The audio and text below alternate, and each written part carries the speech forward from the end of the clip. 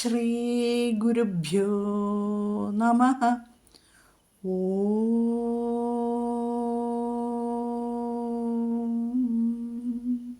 ശ്രീ പരമാത്മനേ നമഃ.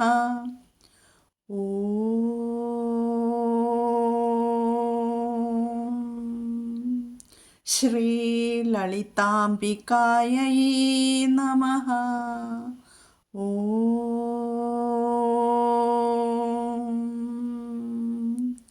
നമോ നാരായണായ.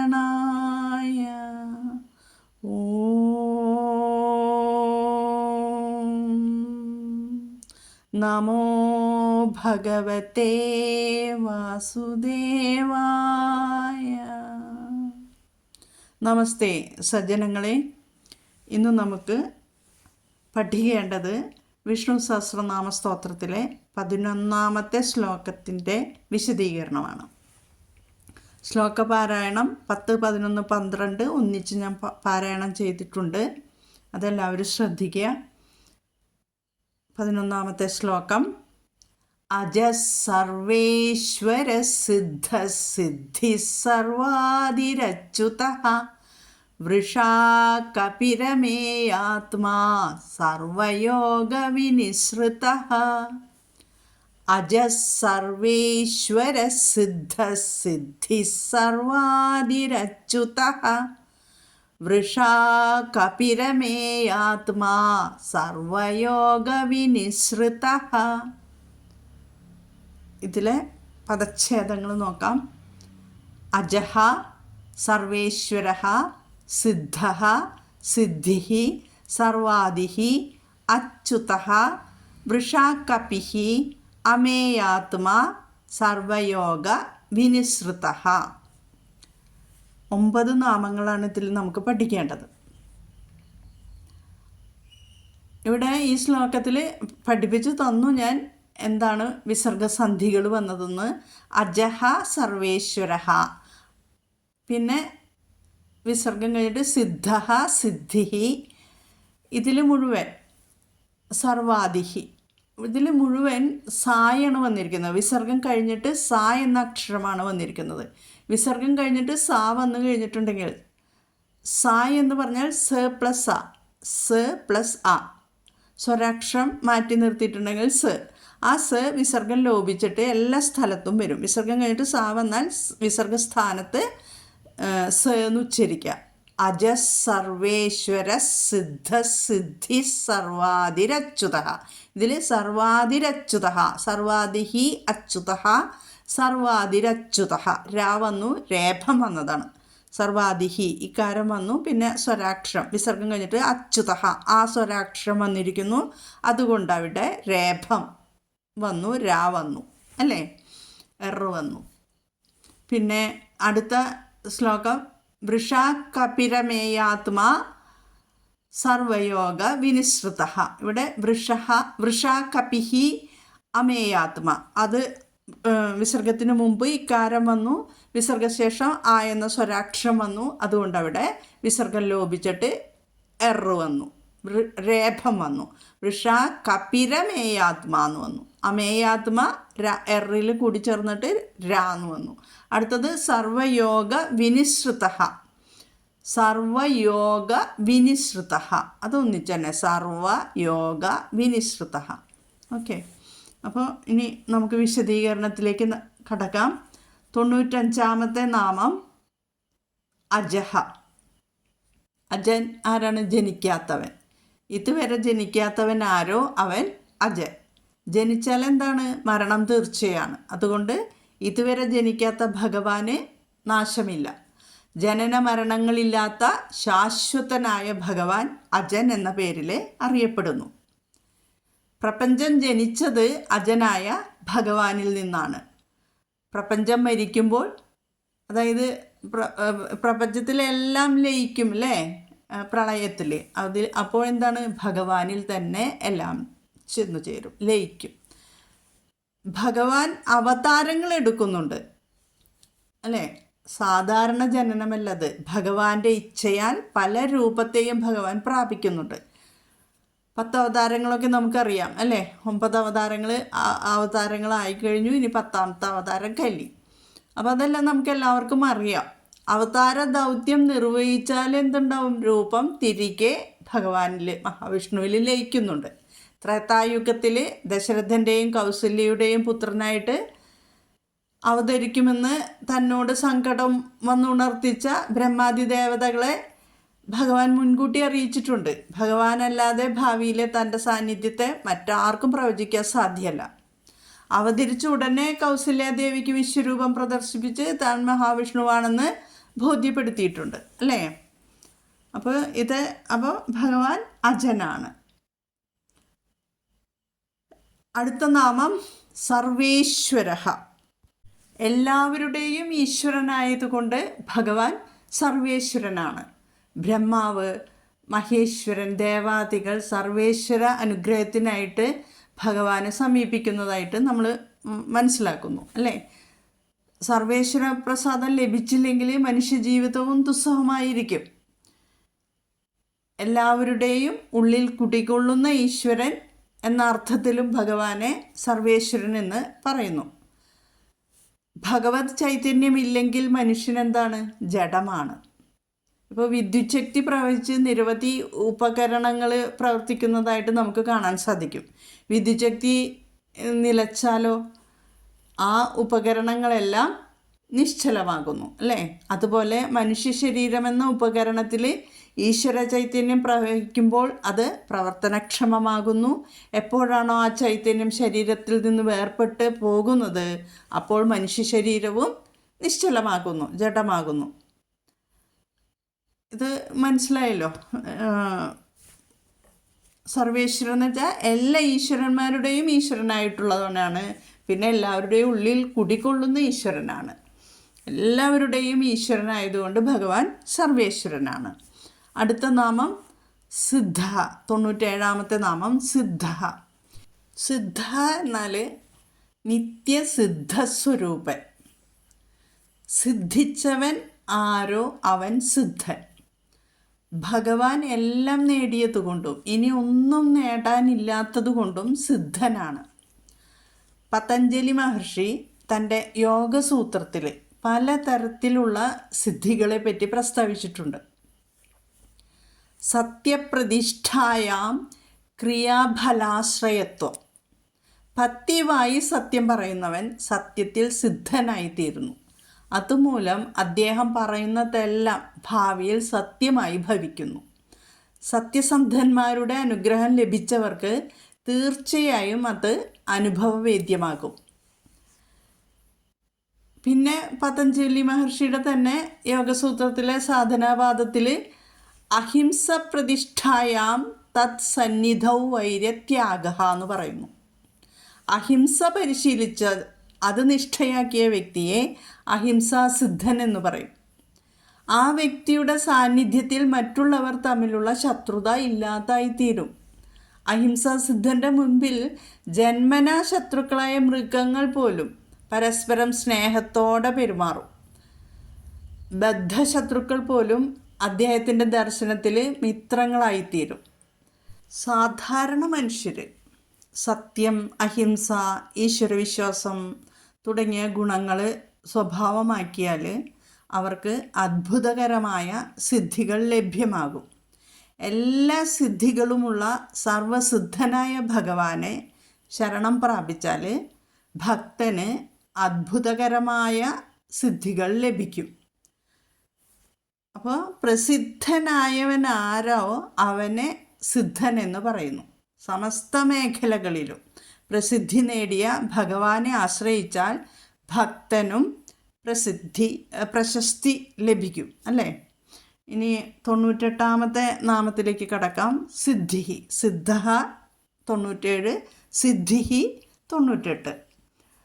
പൂർണ്ണജ്ഞാന സ്വരൂപത്തെ സിദ്ധി എന്ന് പറയുന്നു. എല്ലാ വസ്തുക്കളിലും ജ്ഞാനസ്വരൂപനായിട്ടുള്ളവനാണ് ഭഗവാൻ. സകലത്തിൻ്റെയും ഫലസ്വരൂപനുമാണ് അല്ലേ. ബ്രഹ്മം എന്നാൽ എന്താണ്? പൂർണ്ണജ്ഞാനം. അതല്ലേ ബ്രഹ്മത്തിൻ്റെ അർത്ഥം. അപ്പോൾ ഭഗവാൻ എന്താണ്? ജ്ഞാനസമ്പൂർണനാണ്. ഭഗവാൻ അറിയാത്തത് എന്തെങ്കിലും ഉണ്ടോ? ഒന്നുമില്ല. ബോധസ്വരൂപനായി സദാ സകലത്തിലും എല്ലാ കാലത്തും സിദ്ധിക്കുവാൻ അഥവാ തിരിച്ചറിയുവാൻ പറ്റുന്നവനാണ് ഭഗവാൻ. ആത്മസാക്ഷാത്കാരത്തിനു വേണ്ടി പരിശ്രമിക്കുന്ന സാധകന്മാർക്ക് മാർഗമധ്യേ പല സിദ്ധികളും ലഭിക്കും. അത്തരം സിദ്ധികളിൽ അഹങ്കരിക്കാതെ പരമമായ സിദ്ധി കൈവരിക്കാൻ സാധകന്മാർ ശ്രദ്ധിക്കണം. ജന്മസിദ്ധിയുണ്ട്, ഔഷധസിദ്ധി, മന്ത്രസിദ്ധി, സമാധിസിദ്ധി എന്നിങ്ങനെ സിദ്ധികൾ പലതുമുണ്ട്. പൂർവജന്മത്തിൽ സമ്പാദിച്ച സിദ്ധികളുമായി ചിലർ ജനിക്കുന്നു. ചില കുട്ടികളൊക്കെ ചെറുപ്പത്തിൽ തന്നെ നന്നായിട്ട് പാട്ട് പാടുന്നു. ഇപ്പോൾ ഭഗവത്ഗീത കാണാതെ പഠിച്ചിട്ട് ചൊല്ലുന്നു. എത്രയോ ചെറുപ്പത്തിൽ. നമ്മളൊക്കെ എത്ര കഷ്ടപ്പെട്ടാലും നമുക്ക് എവിടെയെങ്കിലുമൊക്കെ തെറ്റില്ലേ. പക്ഷെ കുട്ടികളൊക്കെ ചൊല്ലുന്നത് കേട്ടാൽ അവർക്ക് പൂർവജന്മ സിദ്ധമായിട്ട് കിട്ടിയതായിരിക്കാം. മന്ത്രജപത്താൽ സിദ്ധി കൈവരിക്കുന്നവരുണ്ട്. പിന്നെ ഗുരുവിൻ്റെ കൃപാകടാക്ഷത്താൽ സിദ്ധി ലഭിക്കുന്നവരുണ്ട്. അവരെ കൃപാസിദ്ധരെന്ന് പറയും. പിന്നെ നമ്മൾ കേട്ടിട്ടില്ലേ അഷ്ടസിദ്ധികൾ ലഭിച്ചവരെ കുറിച്ച്? ഹനുമാൻ സ്വാമി അവരൊക്കെ അഷ്ടസിദ്ധി ലഭിച്ചവരാണ്. എന്താണ് അഷ്ടസിദ്ധി?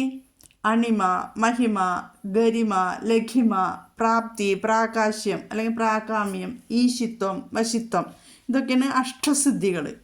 അഷ്ടസിദ്ധികൾ ലഭിച്ച ഇപ്പോൾ ഹനുമാൻ സ്വാമി രാമായണത്തിൽ നമ്മൾ മനസ്സിലാക്കിയിട്ടുണ്ട് അല്ലേ? രാമായണമൊക്കെ എല്ലാവർക്കും അറിയാം.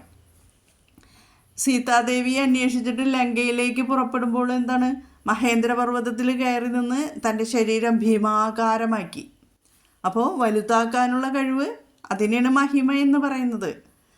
ഹനുമാൻ സ്വാമി സമുദ്രത്തിനും മീതിങ്ങനെ ലങ്കയെ ലക്ഷ്യമാക്കി പറക്കുമ്പോൾ ദേവന്മാരും ഋഷിമാരും നാഗമാതാവിനെ ചെന്ന് കാണുന്നുണ്ട് ഹനുമാൻ്റെ ശക്തി അളക്കാൻ. എന്നിട്ട് നാഗമാതാവിനെ പറഞ്ഞയച്ചു. നാഗമാതാവ് അതായത് സുരസ വിരൂപിയും ഭയങ്കരിയുമായ ഒരു രാക്ഷസിയുടെ രൂപം ധരിച്ചിട്ട് ഹനുമാന്റെ മാർഗം തടസ്സപ്പെടുത്തി. എന്നിട്ട് ഹനുമാൻ സ്വാമിയോട് പറയുന്നുണ്ട്, ഈ വഴിയെ പോകുന്നവരെ എല്ലാം ഭക്ഷണമാക്കുവാനുള്ള അധികാരം ബ്രഹ്മാവ് എനിക്ക് തന്നിട്ടുണ്ട്. അതുകൊണ്ട് ആദ്യം ഹനുമാൻ സ്വാമി ഭക്ഷണമാവണമെന്ന് പറയുമ്പോൾ ഹനുമാൻ സ്വാമി സുരസയോട് എന്താ പറയുന്നത്? ഞാൻ ശ്രീരാമചന്ദ്ര പ്രഭുവിൻ്റെ അപഹരിക്കപ്പെട്ട ഭാര്യയെ സീതയെ കണ്ടുപിടിച്ച് കൊടുക്കാനുള്ളൊരു ദൗത്യത്തിൽ ഏർപ്പെട്ടിരിക്കുകയാണ്. അത് കഴിഞ്ഞ് ഇവിടേക്ക് മടങ്ങി വരാമെന്നൊക്കെ പറയുന്നുണ്ട്. അപ്പോൾ എന്നിട്ട് എന്നെ ഇപ്പോൾ പോകാൻ അനുവദിക്കും, ഞാൻ തിരിച്ചു വരാമെന്നൊക്കെ പറഞ്ഞു നോക്കി. പക്ഷേ സുരസ പറഞ്ഞു, ഇപ്പോൾ തന്നെ എൻ്റെ വായിലേക്ക് കയറിക്കോളൂ എന്ന് പറഞ്ഞ് ആ വായ അങ്ങോട്ട് വലുതാക്കി, ഭീമാകാരമാക്കി. അപ്പോൾ ഹനുമാൻ സ്വാമി എന്ത് ചെയ്തു? വായയിലേക്ക് കടക്കാൻ പറ്റാത്തത്രയും വലുതായി. അങ്ങനെ 2-3 വട്ടം അങ്ങനെ രണ്ടുപേരും തമ്മിൽ മത്സരമുണ്ട്. അപ്പോൾ സുരസ തൻ്റെ വായ വീണ്ടും വലുതാക്കി. അപ്പോൾ ഹനുമാൻ സ്വാമി തൻ്റെ ശരീരം പിന്നെയും വലുതാക്കി. അങ്ങനെ അങ്ങോട്ടും ഇങ്ങോട്ടും കളിച്ചപ്പോൾ അവസാനം എന്ത് ചെയ്തു? പെട്ടെന്ന് ഹനുമാൻ സ്വാമി ഒരു പെരുവിരലിനോടം ശരീരം ചെറുതാക്കി അല്ലേ? ശരീരം ചെറുതാക്കി എന്നിട്ട് വായിൽ കൂടി അങ്ങോട്ട് കടന്ന് പുറത്തേക്ക് വന്നു. സുരസയുടെ വായിൽ പ്രവേശിച്ചിട്ട് പുറത്ത് കിടക്കുകയും ചെയ്തു. അപ്പോൾ ശരീരം ചെറുതാക്കാനുള്ള കഴിവുണ്ട് അല്ലേ? അതന്നെയാണ് അണിമ എന്ന് പറയുന്നത്. അപ്പോൾ അണിമ മഹിമ രണ്ടും ഓപ്പോസിറ്റ്. അണിമ ചെറുതാക്കാനുള്ളത്, മഹിമ വലുതാക്കാനുള്ളത്. ഇനി അടുത്തത് എന്താണ്? മൂന്നാമത്തെ സിദ്ധി ഗരിമയും ലഘിമയും. ഇത് രണ്ടും ഓപ്പോസിറ്റാണ്. ഗരിമ എന്ന് പറഞ്ഞാൽ എന്താണ്? ഭാരം കൂടുതൽ ഉണ്ടാക്കാനുള്ള കഴിവ്. കല്യാണ സൗഗന്ധികം കഥ കേട്ടിട്ടില്ലേ? ചെറുപ്പത്തിലെ നല്ല കേട്ടിട്ടുണ്ടാവില്ല എല്ലാവരും. ആ കഥയിൽ ഭീമനെ പരീക്ഷിക്കുന്നത് അറിയില്ലേ? ഭീമസേനൻ്റെ അഹങ്കാരം തീർക്കാൻ വേണ്ടിയിട്ട് അല്ലേ? ഭീമസേനൻ്റെ വഴിയിൽ അങ്ങോട്ട് കിടന്ന് തൻ്റെ വാലും വെച്ചിട്ട് ആ വാലും നനക്കാൻ പോലും ഭീമസേനന് കഴിഞ്ഞില്ല. അപ്പോൾ മൂന്നാമത്തെ സിദ്ധി ഗരിമ, ഭാരം കൂടുതൽ ഉണ്ടാക്കാനുള്ള കഴിവ്. ഇനി നാലാമത്തെ സിദ്ധി എന്താണ്? ലഘിമ, ഭാരം ഒട്ടുമില്ലാതെ നമ്മുടെ തൂവലിനെ പോലെ മൃദുവാകാനുള്ള കഴിവ്. ഭാരം ഒട്ടുമില്ലാതെ ഇങ്ങനെ ആകാശത്ത് പറക്കാൻ. പിന്നെ അടുത്തത് പ്രാപ്തിയാണ്. എന്തും നേടുവാനുള്ള കഴിവാണ് പ്രാപ്തി. നമ്മൾ പറയും അവന് നല്ല പ്രാപ്തി ഉണ്ടെന്ന്, നല്ല കഴിവുണ്ടെന്നുള്ള അർത്ഥത്തിലാണ്. എന്തും നേടുവാനുള്ള കഴിവ്.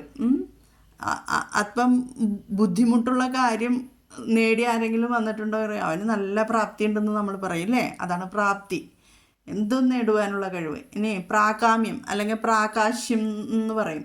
ലോകത്തെവിടെയും എപ്പോൾ വേണമെങ്കിലും പോകാനുള്ള കഴിവിനെയാണ് നമ്മൾ ഒരു നിമിഷം കൊണ്ട് എവിടേക്കെങ്കിലും എത്താനുള്ള കഴിവിനെയാണ് പ്രാകാശ്യം അല്ലെങ്കിൽ പ്രാകാമ്യം എന്ന് പറയുന്നത്. ഇത് എൻ്റെ കഴിവിനെക്കുറിച്ച് പറയും. വെള്ളത്തിൻ്റെ അടിയിലും കിടക്കാം, എത്ര നാൾ വേണമെങ്കിലും എന്നൊക്കെ പറയുന്നത് കേൾക്കാം. അങ്ങനെ കഴിവുള്ളവരുണ്ട്. ഇനി പിന്നെ വശിത്വം. വശിത്വം എന്ന് പറഞ്ഞാൽ എന്താ, ആകർഷിക്കാനുള്ള കഴിവ്, മറ്റുള്ളവരെ വശത്താക്കി നിയന്ത്രിക്കുവാനായിട്ടുള്ള കഴിവ്. പിന്നെയുള്ളത് എട്ടാമത്തേത് ഈശിത്വം. ഇതാണ് അഷ്ടസിദ്ധികൾ. ഈശിത്വം എന്ന് പറഞ്ഞാൽ രക്ഷാസാമർഥ്യം, എന്തിൽ നിന്നും രക്ഷ നേടാനുള്ള ഈശിത്വം.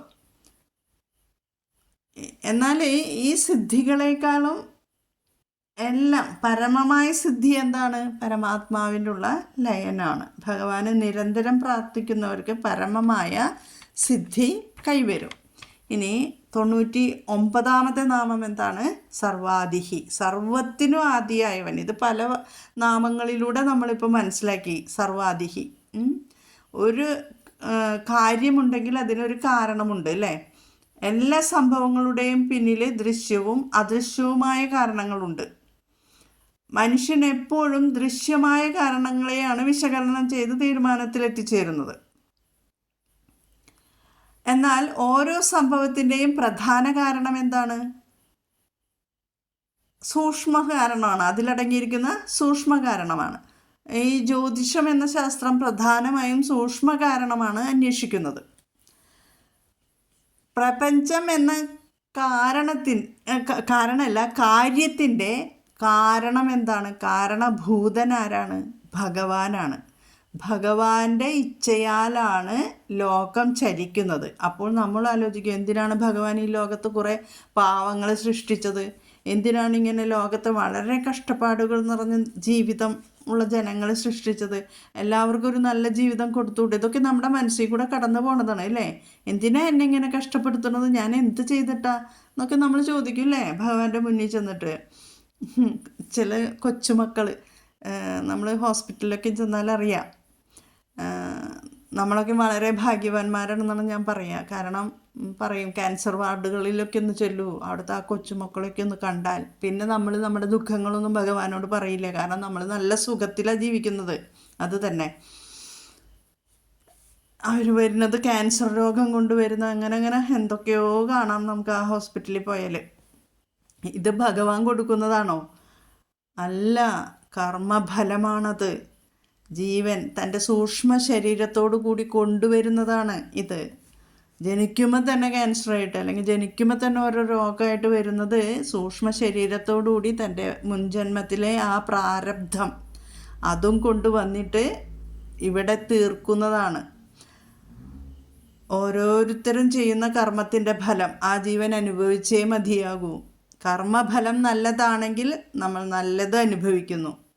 അല്ല, കഴിഞ്ഞ ജന്മം എന്തെങ്കിലും ദോഷങ്ങളൊക്കെ ചെയ്തിട്ടുണ്ടെങ്കിൽ അത് അടുത്ത ജന്മത്തിൽ നമ്മൾ അനുഭവിക്കും. അപ്പോൾ ഈ കർമ്മഫലം കുറയ്ക്കാൻ, കഴിഞ്ഞ ജന്മത്തിൽ കർമ്മഫലം, ആ പ്രാരബ്ധം ആ സഞ്ചിയിൽ നിറച്ചു കൊണ്ടുവന്ന കർമ്മഫലം നമ്മൾ എങ്ങനെയാണ് അത് കുറയ്ക്കുക? അടുത്ത ജന്മത്തിലേക്ക് കുറയ്ക്കണ്ടേ? അങ്ങനെയാണ് ഈ മനുഷ്യജന്മം കിട്ടിയിരിക്കുന്നത്. അപ്പോൾ ഈ അടുത്ത ജന്മത്തിലേക്ക് കുറയ്ക്കണമെങ്കിൽ എന്ത് വേണം? നമ്മൾ മനുഷ്യന് ഈ ജന്മത്തിൽ അത് സാധിക്കും, കുറച്ച് കൊണ്ടുവരാൻ സാധിക്കും. എങ്ങനെ? ഇങ്ങനെ ഭഗവാനെക്കുറിച്ച് ആത്മതത്വം മനസ്സിലാക്കിയിട്ട് കീർത്തനങ്ങളും സത്സംഗങ്ങളിൽ കൂടെയെല്ലാം നാമജപം അതെല്ലാം നമ്മൾ ശീലമാക്കുക. അങ്ങനെ നമ്മുടെ കയ്യിലിരിക്കുന്ന ആ പ്രാരബ്ധത്തിൻ്റെ ആ സഞ്ചിയിൽ നിറച്ചിരിക്കുന്ന പ്രാരബ്ധങ്ങളുടെ എണ്ണം കുറച്ച് കൊണ്ടുവരാം കേട്ടോ. എല്ലാവർക്കും ഉള്ള ഉപദേശമാണ്. ഇനി നമ്മളിപ്പോൾ സർവാദിഹി എന്ന് പറഞ്ഞ നാമത്തിൻ്റെ വിശദീകരണത്തിലാണ് ഇത്രയെല്ലാം പറഞ്ഞിരിക്കുന്നത്. ഇനി എന്താണ് അടുത്ത നാമം? അപ്പോൾ സർവാദിഹി എന്ന് പറഞ്ഞാൽ എല്ലാത്തിനും എത്രയോ മുൻപുള്ളവൻ, സകല കാരണങ്ങൾക്കുമുള്ള ആദി കാരണം, സർവേശ്വരൻ, സകല സൃഷ്ടികൾക്കുമുള്ള മുഖ്യ കാരണൻ. ഇനിയാണ് 100ാമത്തെ നാമം വരുന്നത്. ഏതാണ് 100ാമത്തെ നാമം? എല്ലാവരും ഓർമ്മിക്കുക. അച്യുതഃ, അച്യുതൻ. ച്യുതി, ച്യുതി എന്നാൽ എന്താണ്? വീഴ്ച. ച്യുതി ഇല്ലാത്തവനാരോ അവൻ അച്യുതൻ. ഒരിക്കലും പതനമില്ലാത്ത ജഗദീശ്വരനാണ് ഭഗവാൻ, അല്ലേ? എപ്പോഴും സത്ത് ചിത്ത് ആനന്ദത്തിൽ ദൃഢമായി നിലനിൽക്കുന്നവനും ആണ് ഭഗവാൻ. തൈത്തിരീയാരണ്യകത്തിൽ ഭഗവാന് പറയുന്നത് എന്താണെന്നോ? ശാശ്വതം ശിവം അച്യുതം എന്നാണ് പറഞ്ഞിരിക്കുന്നത്. ഇനി അതായത് ശാശ്വതം അച്യുതം ശിവം, ശാശ്വതം ശിവം അച്യുതം. മഹാവിഷ്ണു ശാശ്വതനും മംഗളസ്വരൂപനും അച്യുതനുമാണ്. മായാസ്വരൂപമായ സംസാരത്തിൽ ഒരിക്കലും വീഴാത്തവൻ, അജ്ഞാനത്തിൻ്റെ യാതൊരു മാലിന്യവും പറ്റാത്ത പരിശുദ്ധ ജ്ഞാനമൂർത്തിയാണ് ഭഗവാൻ. 101ാമത്തെ നാമം വൃഷാകപി. ഇവിടേക്ക് കുറേ നിങ്ങളോട് പറഞ്ഞു തരാനുണ്ട്, പക്ഷേ സമയം നമ്മുടെ കൈപ്പിടിയിൽ ഒതുങ്ങില്ല. അടുത്ത നാമം വൃഷാകപിഹി. വൃഷാകപി എന്ന നാമത്തെ ആചാര്യന്മാർ പല വിധത്തിലും വ്യാഖ്യാനിച്ചിട്ടുണ്ട്. കപി എന്നത് ഒരു സംസ്കൃത പദമാണ്. നമ്മളിപ്പോൾ നിഘണ്ടുവൊക്കെ നോക്കിയിട്ടുണ്ടെങ്കിൽ കുറേ അർത്ഥങ്ങൾ കിട്ടും. അതിൽ നമുക്ക് ഇവിടെ യോജിക്കുന്ന അർത്ഥം നമുക്കെടുക്കാം. കപി നമ്മൾക്ക് ആദ്യം മനസ്സിൽ വരിക കുരങ്ങാണ്, അല്ലേ? പക്ഷേ പന്നി എന്നും ഒരർത്ഥമുണ്ട്, വരാഹം അർത്ഥമുണ്ട്. വൃഷം എന്നാൽ ധർമ്മം. അപ്പോൾ വരാഹത്തിൻ്റെ അവതാരം മനസ്സിലേക്ക് വരിക എന്താണ്? ഭൂമിയെ, അധർമ്മത്തിൽ ആണ്ടുകിടക്കുന്ന ഭൂമിയെ ധർമ്മമണ്ഡലത്തിലേക്ക് ഉദ്ധരിച്ചവൻ, അവനാണ് വൃഷാകപിഹി എന്ന് നമുക്ക് അർത്ഥം എടുക്കാം. പല അർത്ഥങ്ങൾ പറയുന്നുണ്ട്, അതിലൊരർത്ഥമാണ് ഈ പറഞ്ഞു തന്നത്. ഇനി 102ാമത്തെ നാമം എന്താണ്? അമേയാത്മാ. അളക്കാൻ സാധിക്കാത്ത, എണ്ണിത്തിട്ടപ്പെടുത്താൻ സാധിക്കാത്ത, അനേകവും വൈവിധ്യവും കലർന്ന രൂപങ്ങളോട് കൂടിയവൻ. പരമാത്മാവായ അമേയാത്മ ആദ്യം പറഞ്ഞു തന്നിട്ടുണ്ട്. അളക്കാൻ സാധിക്കാത്ത, എണ്ണിത്തിട്ടപ്പെടുത്താൻ സാധിക്കാനൊന്നും ഭഗവാനെ കഴിയില്ല എന്നുള്ളത് പറഞ്ഞു തന്നിട്ടുണ്ട്. പരമാത്മാവായ ഭഗവാനെ ശരീരം കൊണ്ടോ മനസ്സുകൊണ്ടോ ബുദ്ധി കൊണ്ടോ അളക്കുവാനോ രൂപകൽപ്പന ചെയ്യുവാനോ സാധ്യമല്ല. എല്ലാ രൂപങ്ങളും ഭഗവാനിൽ നിന്നുണ്ടാവുകയും ഭഗവാനിൽ നിലനിൽക്കുകയും ഭഗവാനിൽ ലയിക്കുകയും ചെയ്യുന്നു, അല്ലേ? ശ്രീമദ് ഭഗവത്ഗീതയിൽ അർജുനൻ്റെ വ്യാമോഹത്തെയെല്ലാം ഇല്ലാതാക്കിയിട്ട് ആത്മതത്വത്തെ വിശദീകരിച്ചു കൊടുക്കുന്നുണ്ട്, അല്ലേ? അവസാനം അർജുനൻ ഭഗവാനോട് പറയുന്നുണ്ട്, എന്നെ അനുഗ്രഹിക്കാനായി പരമരഹസ്യമായ ആത്മതത്വത്തെക്കുറിച്ച് അങ്ങ് നൽകിയ ഉപദേശങ്ങൾ എൻ്റെ ആശയക്കുഴപ്പം ഇതാ നീങ്ങിയിരിക്കുന്നു. ഭഗവാനെ, അങ്ങയിൽ നിന്ന് ചരാചരങ്ങളുടെ ഉത്പത്തിയും ലയനവും വിസ്തരിച്ച് ഞാൻ കേട്ടു. അങ്ങയുടെ അനന്തമായ മാഹാത്മ്യവും ഞാൻ കേട്ടു. ഈ ഉള്ളവന് അങ്ങയുടെ ആ രൂപം കാണാൻ യോഗ്യനാണെന്ന് അങ്ങേക്ക് തോന്നുന്നുണ്ടെങ്കിൽ, യോഗേശ്വര അങ്ങേക്ക് തോന്നുന്നുണ്ടെങ്കിൽ എന്നും പറഞ്ഞിട്ട് ഭഗവാനോട് പറയണ്, അങ്ങ് അവ്യയമായ ആ ആത്മസ്വരൂപത്തെ എനിക്കൊന്ന് കാട്ടിത്തന്നാലും എന്ന് ഭഗവാനോട് പറയുന്ന ആ ഭാഗമുണ്ട്. ഇങ്ങനെ അർജുനൻ പറഞ്ഞപ്പോൾ ഭഗവാൻ തൻ്റെ വിരാട് സ്വരൂപത്തെ കാണിച്ചു കൊടുത്തു, അല്ലേ? ഭഗവാന്റെ ആ വിരാട് സ്വരൂപം കണ്ടപ്പോൾ അർജുനന് വിസ്മയം, അത്ഭുതമായി. പിന്നെ അങ്ങനെ രോമാഞ്ചം പൂണ്ടവനായ അർജുനൻ ഭഗവാനെ താണു വണങ്ങിയിട്ട് തൊഴുകയോടെ പറയുന്നതാണ് ആ 17 ശ്ലോകങ്ങൾ. എന്താണ് അർജുനൻ? കുറച്ച് ആദ്യത്തെ ശ്ലോകം ഒന്ന് പറഞ്ഞുതരാം. പശ്യാമി ദേവാംസ്തവ ദേവദേഹേ സർവാംസ്തഥാ ഭൂതവിശേഷസംഘാൻ ബ്രഹ്മാണമീശം കമലാസനസ്ഥം ഋഷീംശ്ച സർവാനുരഗാംശ്ച ദിവ്യാൻ. എന്താണ് പറഞ്ഞത്? ഭഗവാനെ, നിന്തിരുവടിയുടെ ദേഹത്തിൽ ദേവന്മാരെയും അതുപോലെ സകല ജീവജാലങ്ങളെയും കമലാസനത്തിലിരിക്കുന്ന ഈശ്വരനായ ബ്രഹ്മാവിനെയും എല്ലാ ഋഷിമാരെയും ദിവ്യസർപ്പങ്ങളെ ഉരകങ്ങളെ ഒക്കെ ഞാൻ കാണുന്നു. അനേക ബാഹൂദരവക്ത്രനേത്രം പശ്യാമി ത്വാം സർവധോനന്തരൂപം നാന്തം ന മദ്യം ന പുനസ്തവാദിം പശ്യാമി വിശ്വേശ്വര വിശ്വരൂപ. അസംഖ്യം കൈകൾ, വയറുകൾ, അനേക ബാഹൂദര വക്ത്രനേത്രം, പശ്യാമി ത്വാം സർവതോനന്തരൂപം. കൈകളും വയറുകളും വായകളും കണ്ണുകളുമുള്ള അനന്തരൂപനായി നിന്തിരുവടി എല്ലായിടത്തും ഞാൻ കാണുന്നു. വിശ്വേശ്വരനായ ഹേ വിശ്വരൂപ, നിന്തിരുവടിയുടെ ആദിയും മധ്യവും അന്തവും ഒന്നും ഞാൻ കാണുന്നില്ല എന്നാണ് പറയുന്നത്. അപ്പോൾ ഭഗവാനെ നമുക്ക്, അപരിമീയനായ ആ ഭഗവാനെ നമുക്ക് അളക്കാൻ സാധിക്കില്ല. അമേയാത്മാവാണ് അല്ലേ. ഇനി അടുത്ത നാമം എന്താണ്? സർവയോഗ വിനിസൃത. എല്ലാ ബന്ധങ്ങളിൽ നിന്നും മുക്തനായവനാരോ അവൻ സർവയോഗ വിനിസൃത, പൂർണ്ണമായും വിട്ടുനിൽക്കുന്നവൻ, സർവസ്വതന്ത്രൻ. യോഗ എന്ന വാക്കിൻ്റെ അർത്ഥം കൂടിച്ചേരുക എന്നാണ് അല്ലേ. ശരിയായി കൂടിച്ചേരണമെങ്കിൽ എന്ത് വേണം? രണ്ടോ അതിലധികമോ ഉള്ള പദാർത്ഥങ്ങൾ തമ്മിൽ സമാനതയുണ്ടാകണം. ഒരിക്കലും നാശമില്ലാത്ത സനാതനായ ഭഗവാന് സമാനമായി ഒരു വസ്തുവും ലോകത്തിലില്ലാത്തത് കൊണ്ട് ഭഗവാന് ബന്ധങ്ങൾ ഉണ്ടാകുന്നില്ല. അതാണ് ഈ. അപ്പോൾ ഭഗവാൻ സർവയോഗ വിനിസൃതനാണ് അല്ലേ, സർവസ്വതന്ത്രനാണ്. ഇത്രയുമാണ് ഈ ശ്ലോകത്തിൽ, 11ാമത്തെ ശ്ലോകത്തിലെ 9 നാമങ്ങളുടെയും അന്വയാർത്ഥങ്ങൾ. അപ്പോൾ 12ാമത്തെ ശ്ലോകം അടുത്ത ഭാഗത്തിൽ നമുക്ക് മനസ്സിലാക്കാം. ഞാൻ ഈ ശ്ലോകത്തിൻ്റെ പാരായണം 10, 11, 12ൻ്റെ പാരായണത്തിൻ്റെ ലിങ്ക് ഇവിടെ ഡിസ്ക്രിപ്ഷനിൽ കൊടുക്കാം, അർത്ഥങ്ങളും ഡിസ്ക്രിപ്ഷനിൽ കൊടുക്കാം. എല്ലാവരും മനസ്സിലാക്കുക. എല്ലാവർക്കും ജഗദീശ്വരൻ്റെ കൃപാകടാക്ഷം ലഭിക്കുവാൻ പ്രാർത്ഥിച്ചുകൊണ്ട് നിർത്തട്ടെ. ഓം ശ്രീ ഗുരുഭ്യോ നമഃ. ഹരി ഓം. ഓം തത്സത്.